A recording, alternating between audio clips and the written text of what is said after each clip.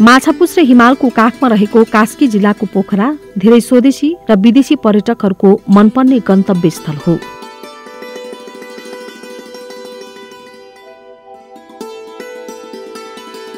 Phewatal, बेगनासताल, David falls, साराङकोट, चमेरो गुफा आदि जस्ता ठाउँहरूले पोखराको आकर्षण बढाएको छ।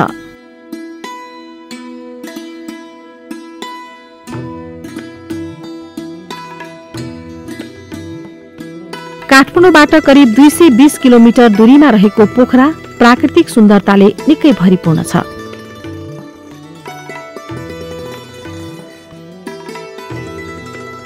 कास्की जिल्लामा रहेका विभिन्न तालहरूमध्ये रूपाताल कास्की जिल्लाको पोखरा महानगरपालिका र रूपा गाउँपालिकाको सिमानामा रहेको छ।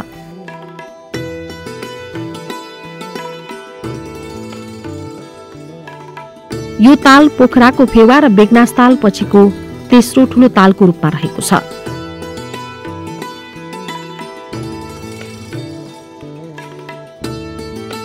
दोबान खोला लगायत सानातिना सिमसार पानीको स्रोत रहेको यो तालले 122 हेक्टर क्षेत्रफल ओगटेको छ।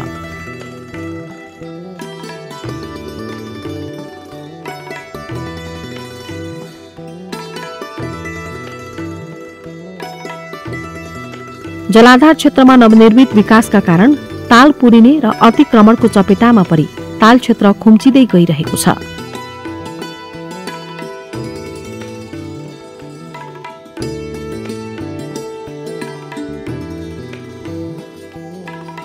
जलाधार क्षेत्रबाट वर्षेनी वर्षामा आउने ढुङ्गा, गिटी, माटो तथा गेग्रानको कारणले एकातिर माथितिरको मलिलो जग्गा कटान भई खेतीयोग्य जमिन घट्दै गएको छ भने अर्कोतर्फ रूपातालको क्षेत्रफल घट्दै गएको प्रत्यक्ष देख्न सकिन्छ।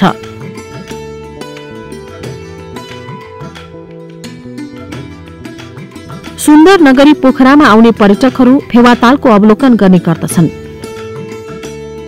केही पर्यटकहरू भने बेगनासतालसम्म पनि पुग्छन्। बेगनासतालबाट नजिकै रहेको रूपातालबारे खासै परिचित भएको देखिँदैन।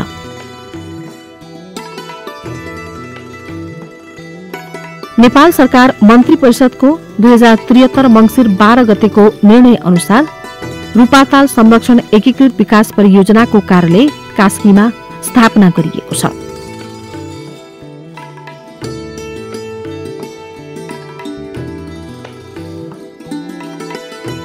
परियोजना नेपाल सरकार ऊर्जा तथा सिंचाई मन्त्रालय, जलस्रोत तथा सिंचाई विभाग जाउलाखेल अन्तर्गत पर्दछ। योजनाको सुरुवाती चरणमा वातावरणीय प्रभाव मूल्याङ्कन स्वीकृतिको काम पूरा नभएसम्म प्रत्येक वर्ष साल बसाली रूपमा निर्माण कार्य हुँदै आएको थियो। तर वातावरणीय प्रभाव मूल्याङ्कन स्वीकृति भए पश्चात मात्रै संरक्षणकै अभावका कारण खुम्चिएर बसेको रूपातालको अस्तित्व संकटमा पर्ने यथार्थलाई दृष्टिगत गर्दै तालको संरक्षणका लागि साविक आकार र गहिराई पुनस्थापित गर्ने उद्देश्य अनुरूप आर्थिक वर्ष 2076-77 देखि मात्रै सबै प्रक्रिया पूरा गरी योजनाले मूर्त रूप धारण गरेको र व्यवस्थित रूपमा कामको सुरुवात पनि भएको छ।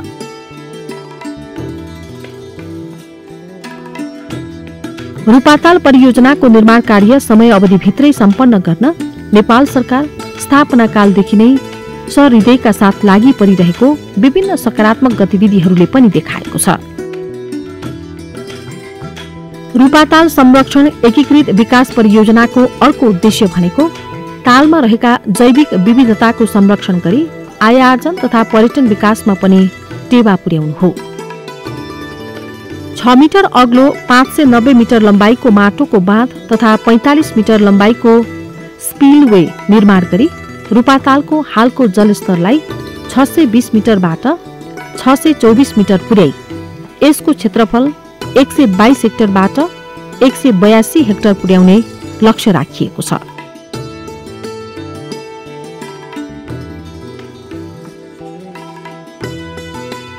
त्यस्तै रूपातालको बायाँ भागमा 7.8 किलोमिटर पक्की बाटो, तालको माथिल्लो भागमा पक्की पुल, गेग्रान तालमा मिसिन नदिनका लागि सिल्ट ट्र्याप वेड बार तथा तटबन्ध निर्माण कार्यहरू द्रुत गतिमा भइरहेका छन्।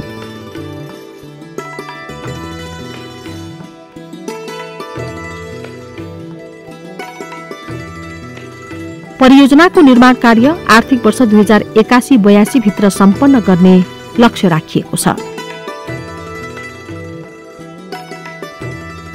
निकट भविष्यमा नै तालको दायाँ भागमा करिब 6.9 किलोमिटर पैदल यात्री, अत्याधुनिक पार्क निर्माण गर्ने, उपल्लो तटमा पुरिएको माटो निकाली तालको क्षेत्रफल विस्तार गर्ने, तालको बीचमा मन्दिर निर्माण गर्ने, झरनाको संरक्षण गर्ने जस्ता कार्यहरूको पनि अध्ययन भइरहेको छ। यो रूपाताल संरक्षण एकीकृत विकास परियोजना चाहिँ मुख्य गरेर 6 वटा कम्पोनेन्टहरूलाई चाहिँ समेट्ने गरेर चाहिँ यसको योजना निर्माण भएको। यसमा चाहिँ मुख्य रूपमा हाम्रो यो पहिलो कम्पोनेन्टको रूपमा रहेको यसको जलाधार संरक्षणको कार्यहरू चाहिँ हामी अहिले अन्तिम चरणमा छौँ भने त्यस्तै अहिले हामी निर्माणको चरणमा प्रवेश गरेछौँ। निर्माण अन्तर्गत चाहिँ यसै आवामा चाहिँ हाम्रो यो ड्याम निर्माण जुन चाहिँ बाँध निर्माण गरिसकेपछि तालको क्षेत्रफल बढ्छ, त्यो चाहिँ हामी अहिले निर्माणको प्रक्रिया जुन डिजाइन बिल्डमा चाहिँ ठेक्का भयो, अहिले चाहिँ त्यो डिजाइन स्वीकृत भएर यो वर्ष हामी यसको चाहिँ टेस्ट पिट पनि बनाउँदैछौँ। त्यस्तै बाटोको काम हेर्ने भने अहिले हामी बाटोको काम चाहिँ जुन एसएस रोड 8 किलोमिटर जति चाहिँ हामी अहिले स्ट्रक्चरको कामहरू सम्पन्न गरेर अब चाहिँ हामी अर्को वर्ष चाहिँ यो अस्फाल्ट पिचको तयारीमा छौँ। त्यस्तै अर्को यसको मुख्य रूपमा रहेको भनेको यसको माथिल्लो भागमा जुन तालको माटो फाल्ने कार्य छ त्यो चाहिँ हामीले यो आवामा ठेक्का लगाउनको लागि लागत अनुमान चाहिँ विभागमा पेश गरिरहेछौँ। त्यस्तै अन्य यसको बाँकी रहेको कामहरूमा जुन रुख कटानको कामहरू छ त्यो पनि अहिले प्रक्रिया पुरा गरेर क्वारी साइटको रुख कटान सम्पन्न गरिसकेका छौँ भने बाँकी रहेको ठाउँको पनि फाइल चाहिँ हामीले वन मन्त्रालयसँग पुर्याइसकेका छौँ। त्यस्तै मुआवजाको पार्ट पनि अलिकति बाँकी छ। मुआवजाको पार्ट चाहिँ हामी यसपालि सबै एकिन गरेर जग्गाको लगभग 1472 मध्ये कति रोपनी जग्गा लिनुपर्ने हो त्यो एकिन गरिसकेका छौँ।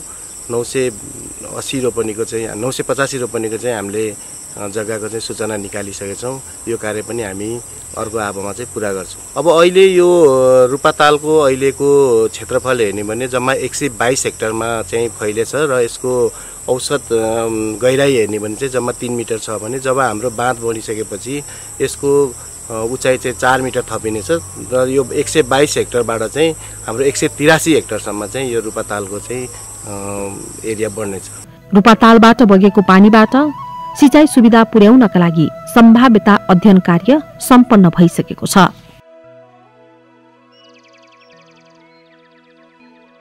देश संघीयतातर्फ रूपान्तरण भए पश्चात कार्यालयहरूको पुनः संरचना हुँदा यस परियोजना कार्यालयको कार्यक्षेत्र पनि बढेको छ। गण्डकी प्रदेश अन्तर्गतका कास्की, स्याङ्जा, पर्वत, बागलुङ, म्याग्दी तथा मुस्ताङसम्म सञ्चालन हुने लिफ्ट सिँचाइहरूको अध्ययन तथा निर्माण कार्यहरू हाल आएर यसै परियोजनाले गर्दै आइरहेको छ। जोखिमयुक्त जिल्ला सदरमुकाम संरक्षण बेनी बजार म्याग्दीको संरक्षण कार्यक्रम पनि यसै परियोजना अन्तर्गत रहिआएको छ। यस कार्यक्रम अन्तर्गत पर्वत जिल्लातर्फको बेनी बजार, म्याग्दी जिल्लातर्फको बेनी बजार गरी दुवैतर्फको करिब 3.5 किलोमिटरमा गुणयोजना तयार गरी जल उत्पन्न प्रकोप व्यवस्थापनको काम स्थापना कालदेखि नै गर्दै आइरहेको छ।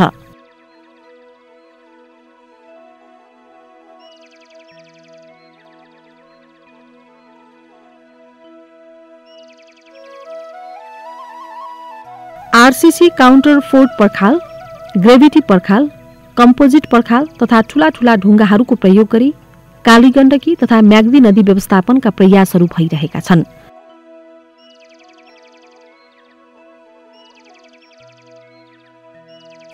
सोही कार्य अन्तर्गत जलजला गाउँपालिका वडा नम्बर 2 राम मन्दिर पर्वतमा कंक्रिट र ग्याबिन तार जालीबाट कम्पोजिट टेवा पर्खाल लगाउने काम भएको छ। करिब 4,32,79,524 रुपैयाँको लागतमा निर्माण कार्य हालसम्म 40% सम्पन्न भएको छ।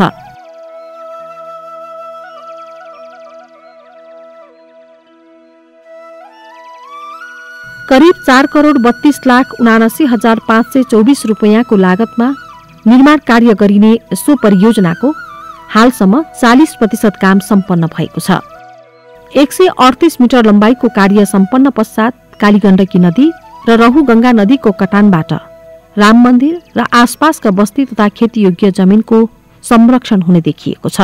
अहिले हामी चाहिँ यो म्याग्दीको गलेश्वर क्षेत्रमा छौँ र यो ठाउँ भनेको यताबाट चाहिँ रघुगङ्गा खोला र यताबाट चाहिँ कालीगण्डकी खोला मिसिएको यो दोभान क्षेत्र हो र यो ठाउँमा चाहिँ यो दुवै खोलाको चाहिँ बहाव र यसको कटानले गर्दा यो क्षेत्र र यो क्षेत्रका जनताहरू चाहिँ अलि बढी नै प्रभावित हुनुहुन्छ र त्यो यहाँबाट अब यहाँ बढी नै कटान गरेको कारणले गर्दा हामी चाहिँ यसको लागि गत वर्ष हामीले यसको सर्वे गरेर अनि हामीले यो दोभाननिर चाहिँ हामीले दुई ठाउँमा दुईवटा प्याकेज बनाएर काम गर्दैछौँ र एउटा चाहिँ यो म्याग्दीपट्टिको चाहिँ यो गलेश्वरको छेउमा चाहिँ यो पुलको तलपट्टि चाहिँ एउटा कम्पोजिट वालको निर्माण गर्दैछौँ र यो वर्ष हाम्रो गत चैत महिनामा काम सुरु भयो तर यो वर्ष नै हाम्रो यो काम सम्पन्न गर्ने लक्ष्य हुँदाहुँदै पनि विभिन्न कारणले गर्दा अब खोला छिटै बढेको कारणले गर्दा बीचमा चाहिँ यो माल मटेरियल यो क्रसरहरू बन्द भएको कारणले गर्दाखेरि चाहिँ समयमा सम्पन्न गर्न सकिएन। लगभग 50% काम चाहिँ सम्पन्न भएको छ र अब अर्कोतिर यो यतापट्टि यो पारिपट्टि चाहिँ यो पर्वत जिल्लालाई पनि छुन्छ। म्याग्दी र पर्वतको यो दोभानमा पर्छ। यो हामीले यसलाई राम मन्दिर भनेर चाहिँ उ गरेका छौँ। यसमा 138 मिटर लामो यसमा पनि कम्पोजिट वाल नै हामीले प्रस्ताव गरेको हो र यसको काम अहिले पनि चलिरहेको छ। यो काम पनि हामीले यो आर्थिक वर्षमा नै सम्पन्न गर्ने हाम्रो लक्ष्य थियो र निर्माण व्यवसाय पनि एकदम लाग्नु भएको थियो तर यहाँ पनि अब पानीको बहाव छिटै बढेको कारणले गर्दा हामीले चाहेर पनि हामीले समयमा सम्पन्न गर्न सकिएन र यो काम पनि लगभग 60% चाहिँ हामी यो वर्ष सम्पन्न गर्छौँ। यो कम्पोजिट वाल भन्छ यसलाई। यसमा चाहिँ हजुरको लगभग आधा भाग जति चाहिँ यो कङ्क्रिट रहन्छ र यो खोलाको चाहिँ बेड लेभल भन्दा सबभन्दा गहिरो भागबाट तल लगभग 2.5 मिटर चाहिँ हाम्रो कट अफ वाल हुन्छ। त्यसले चाहिँ अब धेरै वर्षसम्म नदीको कटानबाट चाहिँ यो नदीको जुन बेड हो त्यसलाई चाहिँ खियाउने कामबाट रोक्छ।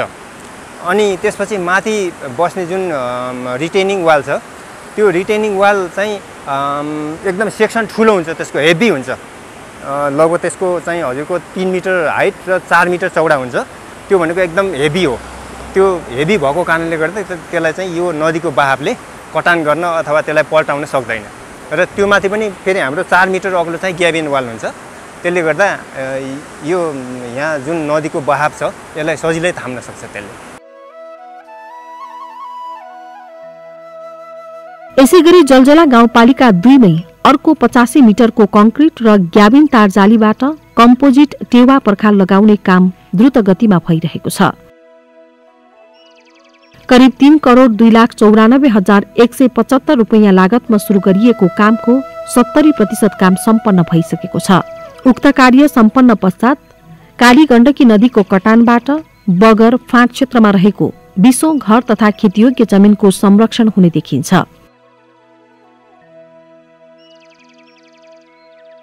यसैगरी बेनी बजार संरक्षण कार्यक्रम अन्तर्गत बेनी बजारका विभिन्न ठाउँमा संरक्षणका कामहरू व्यापक रूपमा भइरहेको देखिन्छ।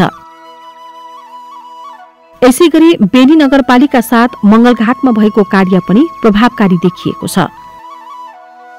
सोही स्थानमा कङ्क्रिट र ग्याबिन तार जालीबाट कम्पोजिट टेवा पर्खाल लगाउने काम द्रुत गतिमा भइरहेको छ।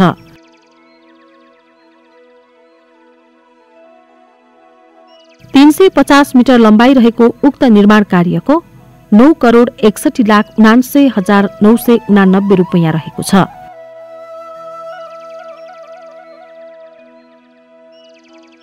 हालसम्म 15% निर्माण कार्य सम्पन्न भएको छ।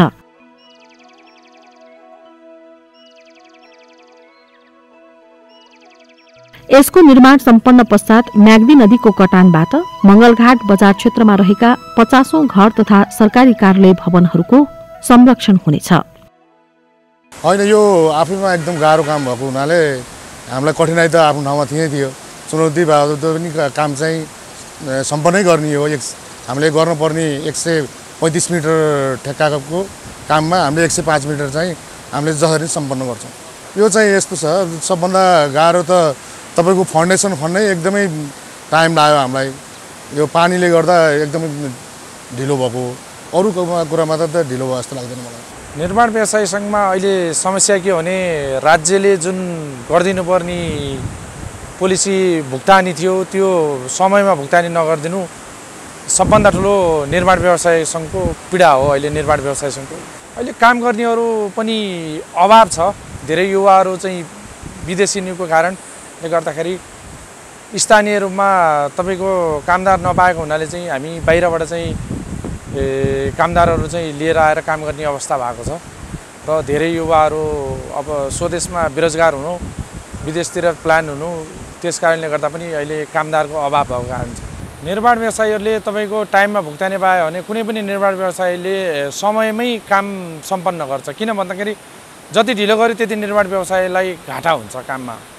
त्यस कारणले नेपाल सरकारले जति काम निर्माण व्यवसायले गरेको छ त्यसको भुक्तानी टाइममा गरिदियो भने राम्रो हुन्छ जस्तो लाग्छ मलाई। बेनी नगरपालिका वडा नम्बर 2 भसभसेमा कंक्रिट तथा ग्याबिन तार जालीबाट कम्पोजिट टेवा पर्खाल लगाउने काम यही आर्थिक वर्षमा सम्पन्न भइसकेको छ। 2,03,52,525 रुपैयाँ लागतमा 80 मिटर लम्बाइको काम भएको छ। यसबाट म्याग्दी नदीको दायाँतर्फ रहेको पहिरो, मोटर बाटो र घोडेटो बाटोको संरक्षण भएको छ। यो बेनी नगरपालिका बेनी बजार क्षेत्र उद्योग वाणिज्य संघ भवनको पछाडिपट्टिको ठाउँ हो। यसमा आरसीसी काउन्टर 4 टेवा पर्खाल निर्माण गर्ने काम भएको छ। 9,45,17,742 रुपैयाँ लागतमा 136 मिटरको संरचनाको निर्माण हुनेछ भने हालसम्म 73% कार्य सम्पन्न भइसकेको छ।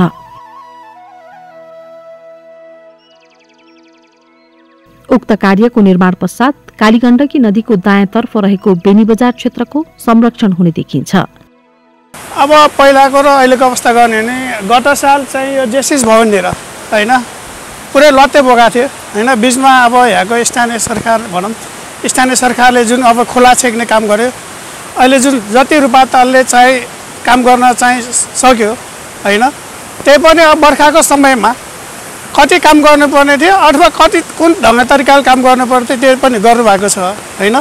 तर अलिकति हाम्रो चाहिँ समयको चाहिँ बावजुद पुग्या हो कि नपुग्या हो हैन, त्यही पनि अहिलेसम्म चाहिँ रुपातालले जस राम्रै काम गरेछ भन्ने कुरा मलाई रहेछ।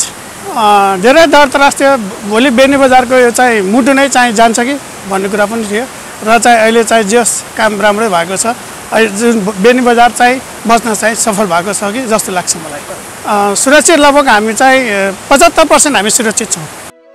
परियोजनाको कार्यक्रम सञ्चालन हुनुभन्दा पहिला कालीगण्डकीको जल त्रासको कारण बसाई सराई नै सर्नुपर्ने सोच बनाएका स्थानीयवासीहरू हाल उक्त परियोजनाको उत्कृष्ट कार्यबाट अति नै सन्तुष्ट रहेको कुरा बताउँछन् बेनी नगरपालिका वडा नम्बर 7 का वडा अध्यक्ष रमेश श्रेष्ठ। यो धेरै वर्ष पहिला पनि यो म्याग्दी खोला ठुनिने अनि फेरि बाँध फुट्ने, काली खोला ठुनिने, बाँध फुट्ने र बेनी बजारमा भयावहको अवस्था जुन आउने गर्दथे। पछिल्लो समयमा यो रुपाताल संरक्षण एकीकृत विकास परियोजना कार्यालय कास्की पोखराले जुन खालको यो प्रोटेक्सन गरेको छ, विशेष गरेर प्राविधिक हिसाबले र निर्माण व्यवसायको हिसाबले स्थानीय रूपमा यो तीनैवटा वर्गहरू एक आपसमा मिलेर जुन काम गरिएको छ पछिल्लो समयमा अत्यन्त राम्रो भएको हामीले महसुस गरेका छौँ। यो नयाँ परियोजना भएर नयाँ सिकाइ, नयाँ अनुभव र हेभी कन्स्ट्रक्सन भएर पनि होला यो कालीगण्डकीको 7 र 8 को सिमानामा जेसिसदेखि माथिपट्टि काम थोरै ढिलो भएको जस्तो महसुस त गरेका छौँ, तर प्रोटेक्सनको हिसाबले राम्रै काम सम्पन्न भएको छ।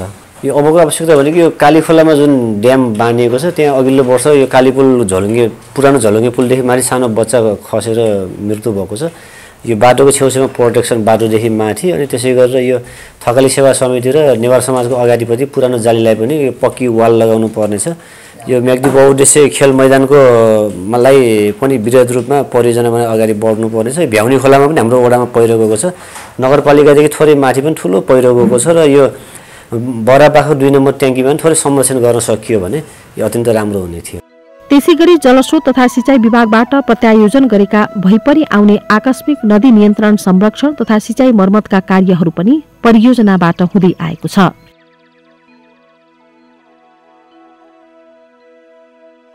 स्वीकृत गुरु योजना अनुसार जसमा 4,52,88,00,000 लाग्ने अनुमान गरिएको यस परियोजनाको धेरै चुनौती नभएका भने होइनन्। 1472 रोपनी जग्गा अधिग्रहण भइसकेका छन्। करिब 347 वटा रुख हटाउनु पर्ने प्रक्रिया समेत सुरु भइसकेको छ। यस परियोजनाको निर्माण सम्पन्न पश्चात यससँग सम्बन्धित सरकारवाला स्थानीयहरूको जीवनमा महत्त्वपूर्ण परिवर्तन ल्याउनुका साथै राष्ट्रिय आय आर्जनमा समेत थप टेवा पुर्याई अन्तर्राष्ट्रिय स्तरमा नेपालको पहिचान अवश्य बढ्नेछ भन्ने कुराको विश्वास रूपाताल संरक्षण एकीकृत विकास परियोजनाले लिएको छ।